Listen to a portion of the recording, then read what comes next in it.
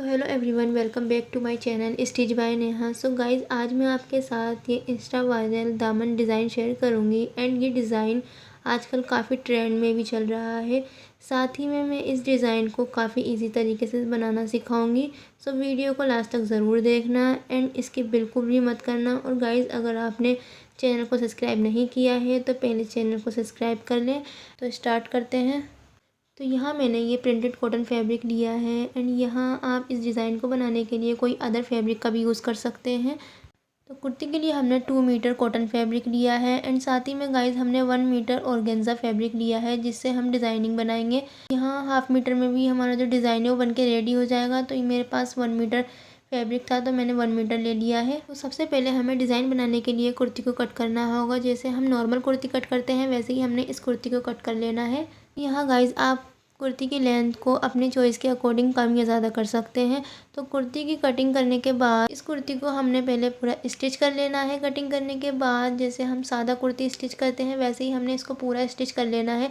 Stitching में हमें सिर्फ चाक को स्टिच नहीं करना है। तो कुर्ती को स्टिच करने के बाद मैंने ये बुकरम लिया है जिसकी लेंथ मैंने 16 इंच ली है और विड्थ मैंने 8 इंच ली है। अब इस बुकरम को हमने बीच में से फोल्ड करना है और फोल्ड करने के बाद इस तरह से हमें एक बीच में लाइन मिल जाएगी। उस लाइन को हमें स्केल से स्ट्रेट कर देना है। लाइन को स्ट्रेट करने के बाद मैंने ये पेपर पर एक पत्ती बनाई है। तो आप देख सकते हैं इसकी विड्थ मैंने 2 इंच ली है और लेंथ मैंने इसकी पत्ती की 7 इंच ली है। तो आपको जो है इस पत्ती की विड्थ 2 इंच से कम ले लेनी है, मगर 2 इंच से ज़्यादा नहीं लेनी है। 2 इंच भी चल जाएगी। अगर आप ज़्यादा लेंगे तो आपका डिज़ाइन ख़राब हो सकता है। एंड इस पत्ती से ही हमें पूरे डिज़ाइन को बनाना है। यहाँ जो हमने ये पत्ती ली है उसे भी हमने सेम बीच में से फोल्ड कर लेना है और जो लाइन हमारी बुकरम पर है उस लाइन से मिलाते हुए इस पत्ती को रख कर इसे ड्रॉ करना है। एंड इसी तरह से हमने अपने सारे डिज़ाइन को इसी पत्ती से बना लेना है। इसी तरह से पूरे डिज़ाइन को एक एक करके बनाना है हमें। एंड यहाँ गाइज, अगर आपसे ये डिज़ाइन बुकरम पर या फ्यूजिंग पे नहीं बन रहा है तो आप इसे पहले पेपर पर ट्राई कर सकते हैं, उसके बाद ही इसे बुकरम या फ्यूजिंग पर ट्राई करना। इससे आपकी जो है बुकरम और फ्यूजिंग ख़राब भी नहीं होगी। तो पहले हम इस पूरे डिज़ाइन को बना लेते हैं। एंड तो डिज़ाइन को बनाने के बाद इस डिज़ाइन में ऊपर हमने 1/2 इंच मार्जिन भी ऐड कर देना है साथ ही में। और जो हमने कटवर्क हमने नीचे बनाई है वही शेप हमने ऊपर की तरफ 1/2 इंच में देनी है। तो पहले हमने इसकी साइड से एक्स्ट्रा जो बुकरम है उसको कट कर लेना है एंड उसके बाद हमने जितनी भी सारी इसकी अंदर वाली बुकरम है उसे कट करके निकाल देना है। तो पहले हम इस डिज़ाइन को पूरा कट कर लेते हैं।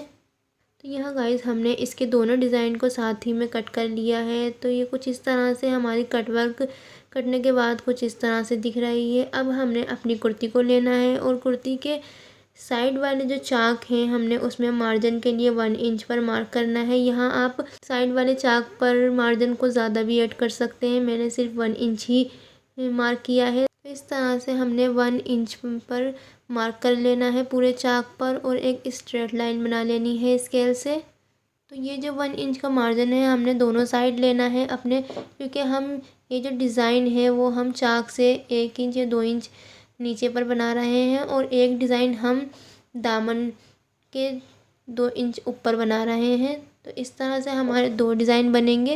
ये दोनों डिज़ाइन हमने फ्रंट साइड पर ही बनाने हैं। पहले हम अपनी कुर्ती में फ्रंट वाली साइड पर स्ट्रेट लाइन बना लेते हैं। हमें अब जो कटवर्क हमने रेडी की है वो लेना है एंड जो हमने कुर्ती में दोनों लाइन ड्रॉ की हैं उस लाइन से मिलाते हुए इस कटवर्क को रखना है और रखने के बाद इसे ठीक से सेट करके इन दोनों पर आयरन कर लेना है। तो यहाँ से देख सकते हैं कि जो हमारा डिज़ाइन है वो कुछ इस तरह से आएगा। अब हमने इन दोनों बुकरम को आयरन कर लेना है।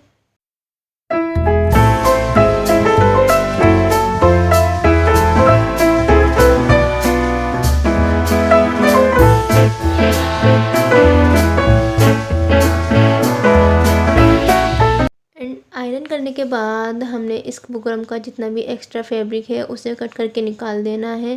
एंड कट करने के बाद गाइस हमने इसमें छोटे छोटे से कट्स लगाने हैं जिस तरह से हमें ये फोल्ड करने में आसानी हो। तो यहाँ हमने ये फेविक्विक ले ली है। तो यहाँ आपको गम की ज़रूरत ज़रूर पड़ेगी, इसके बगैर ये नहीं सेट होगा तो यहाँ हमने इस पर गम लगाना है और इसे अंदर की तरफ फोल्ड करते हुए इस तरह से चिपका देना है। तो पहले हम इन सारे कट्स को चिपका लेते हैं। तो चिपकाने से ये जो होगा हमारा जो कट वर्क है वो इस तरह से फिनिशिंग से बन के आएगी। यहाँ आप कोई फैब्रिक ग्लू यूज़ कर सकते हैं। इस तरह से फैब्रिक को चिपकाने के बाद आपको प्रेस से इसे सेट कर लेना है। इससे प्रेस से सेट करने से ये होगा कि आपकी जो फिनिशिंग है एंड जो छोटे छोटे से हमने कट्स लगाए हैं फैब्रिक में वो भी जल्दी नहीं निकलेंगे। एंड तो पहले हम इन सारे कट्स को फैब्रिक ग्लू से चिपका लेते हैं और चिपकाने के बाद हमने इस पर प्रेस ज़रूर करनी है। अगर आप प्रेस नहीं करेंगे तो ये ठीक से सेट नहीं होंगे, तो इस पर हमने प्रेस पहले करनी है। तो प्रेस करने के बाद यहाँ मैंने ये ऑर्गेन्जा फैब्रिक लिया है जो हम इस डिज़ाइन के नीचे यूज़ करने वाले हैं। तो इस ऑर्गेन्जा को हमने कटवर्क की बैक साइड पर रखना है और ऑर्गेन्जा को भी सेट करने के लिए हमने ग्लू का यूज़ किया है। तो यहाँ मैंने ये फैब्रिक ग्लू लिया है जो आपको इजीली किसी भी शॉप पर मिल जाएगा। तो कटवर्क पे हमने थोड़ा थोड़ा करके ग्लू लगाना है और हल्के हाथ से हमने ऑर्गेन्जा रखने के बाद उसे प्रेस कर देना है। एंड जब ये थोड़ा ड्राई हो जाएगा उसके बाद हमने इस ऑर्गेन्जा को प्रेस कर लेना है। एंड गाइस अगर आप ऑर्गेन्जा पर प्रेस करें तो उस पर कोई कॉटन फैब्रिक रख लें एंड उसके बाद ही ऑर्गेन्जा पर प्रेस करें, क्योंकि अगर आप ऐसे ही प्रेस करते हैं ऑर्गेन्जा पर तो वो सिकुड़ जाती है या जल जाती है। तो ध्यान रखें अगर आप कभी भी ऑर्गेन्जा पर प्रेस करें तो उस पर पहले कॉटन फैब्रिक रख लें उसके बाद ही प्रेस करें। तो यहाँ हम पहले इसको प्रेस कर लेते हैं। तो प्रेस करने के बाद हमने जो डिज़ाइन में एक लाइन बनाई थी सेंटर में बिल्कुल, वो लाइन हमने इस ऑर्गेन्जा पर निकालनी है। तो इस तरह से हमने ऑर्गेन्जा को फोल्ड कर लेना है और फोल्ड करने के बाद हमने इस पर प्रेस कर लेना है और प्रेस करने के बाद इस तरह से हमें एक लाइन मिल जाएगी। तो इस लाइन को हमने स्केल की हेल्प से स्ट्रेट कर देना है। जो हमने कटवर्क रेडी की है उस कोने से हमने एक लाइन स्ट्रेट करते जाना है। उसकी जो कॉर्नर है कटवर्क के उस कॉर्नर से ही हमने लाइन को स्ट्रेट करना है। तो इसी तरह से हमने अपने पूरे डिज़ाइन को चॉक से मार्क कर लेना है। तो मार्किंग करने के बाद यहाँ गाइस आप देख सकते हैं कि ये डिज़ाइन कुछ इस तरह से दिख रहा है। ये जो लाइंस मैंने मार्क की हैं उसी लाइंस पर हम सिलाई करेंगे। तो यहाँ मैंने एक पेपर लेना है और उस पेपर को हमें ऑर्गेन्जा फैब्रिक के नीचे पिनअप कर लेना है। पेपर को इस तरह से पिनअप करने के बाद हमने इन लाइंस पर 4 फोल्ड धागे से स्टिचिंग लगानी है। तो मैंने बाबिन में धागे को 4 फोल्ड करने के बाद उसको बाबिन में भर लिया था एंड उसी से हमने इन लाइंस पर स्टिचिंग लगानी है। अगर मैं सिंगल धागे से इन पर स्टिचिंग लगाती तो वो ज़्यादा अच्छी नहीं लग रही थी, तो मैंने बाबिन में 4 फोल्ड धागा करके इस पर सिलाई लगानी है। तो पहले हम इन सारी लाइंस को स्टिच कर लेते हैं। एंड यहाँ गाइस आप अपनी चॉइस के अकॉर्डिंग इस पर थ्रेड वर्क ना करके बल्कि हैंड एम्ब्रॉयडरी भी कर सकते हैं, जिससे इसका लुक काफ़ी इन्हेंस हो जाएगा। जैसे कोई बीड्स वर्क या सीक्वेंस वर्क भी कर सकते हैं, उससे ये काफ़ी ब्यूटीफुल लगेगा। लेकिन मैंने सिर्फ इस पर नॉर्मली थ्रेड वर्क ही किया है। उसके बाद मैंने इस पर स्टोन चिपकाए थे जो आपको आगे वीडियो में देखने को मिलेंगे। तो पहले हम इस पर सारा थ्रेड वर्क कर लेते हैं। तो थ्रेड वर्क करने के बाद हमने इसके पेपर को सारा हटा देना है। इस तरह से पेपर को हटाने के बाद आप देख सकते हैं पेपर को ये नॉर्मली भी कितना अच्छा लग रहा है। अगर आप चाहें तो इसमें स्टोन वगैरह को अवॉइड कर सकते हैं, इसे ऐसे ही नॉर्मल रख सकते हैं, सिंपल सादा सा। एंड गाइस साथ में मैंने इसमें चाक में ये लेस ऐड की है जो मैंने रेड कलर की ली है। तो इन साइडों के चाकों में हम ये लेस स्टिच कर लेते हैं। स्टिच करने के बाद यहाँ गाइस आप देख सकते हैं कि मैंने ये स्टोन लिए हैं स्मॉल साइज़ के जो वाइट कलर में है। आप चाहें तो मल्टी कलर में भी यूज़ कर सकते हैं। यहाँ आप अपनी चॉइस के अकॉर्डिंग इसे कस्टमाइज़ कर सकते हैं। इन सारे स्टोन को 1 बाय 1 करके हमने कटवर्क की अंदर वाली साइड में लगाना है। जैसे हम आउटलाइन करते हैं वैसे ही हमने इन सारे स्टोन को लगाना है। तो यहाँ मैंने इन स्टोन को लगाने के लिए फैब्रिक ग्लू का यूज़ किया है। वाले स्टोन जो है आपको ईज़िली किसी भी शॉप पर मिल जाएंगे। तो इन सारे स्टोन को हम पहले इन कटवर्क में लगा लेते हैं।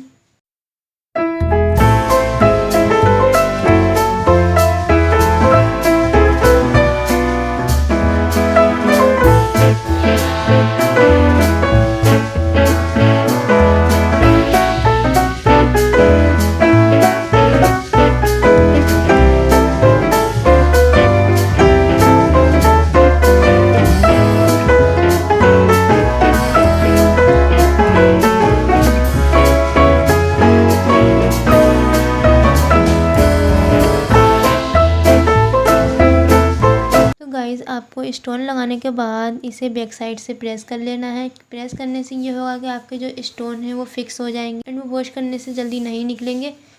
तो आप देख सकते हैं कि स्टोन लगाने के बाद इसका लुक काफ़ी इन्हेंस हो गया। अगर मैं इसको सिंपल भी ऐसी रखती तो अभी ये काफ़ी अच्छा लग रहा था। एंड अगर आपको स्टोन नहीं लगाना तो आप इसे नॉर्मल एज ए सादा भी रख सकते हैं। वीडियो आपको कैसी लगी ये कमेंट में ज़रूर बताना, और वीडियो आपको अच्छी लगी हो तो please like share and subscribe ज़रूर कर देना। Thank you for watching this video. Bye bye, take care.